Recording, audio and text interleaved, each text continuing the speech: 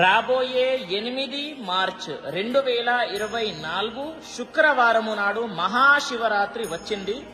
కాబట్టి చాలా మందికి ధర్మ సందేహము ఉంటుంది.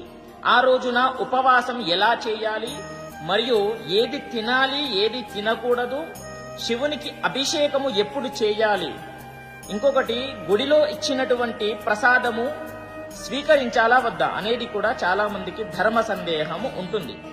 చూడండి, మీరు ఉపవాసం ఎలా చేయాలి అని అంటే పాలు త్రాగండి, ఫ్రూట్స్ అనగా పండ్లు తినండి, ఏమీ తప్పు లేదు. తర్వాత గుడిలో ఇచ్చినటువంటి ప్రసాదము కూడా స్వీకరించవచ్చు, తప్పు ఏమీ లేదు. అది గుర్తుపెట్టుకోండి. ప్రసాదం ఎప్పుడైనా సరే వద్దు అని అనకూడదు, అది గుర్తుపెట్టుకోండి. మరియు శివునికి అభిషేకము ఎప్పుడు చేయాలి అని అంటే లింగోద్భవ కాలములో రాత్రి 11:30 నుండి 1 గంట సమయములో, ఈ మధ్య సమయములో మీరు అభిషేకము ఎప్పుడైనా సరే చేసుకోవచ్చు. విశేష ఫలితము ఉంటుంది. ఓకేనా? ప్రతి ఒక్కరికి తెలియజేయండి.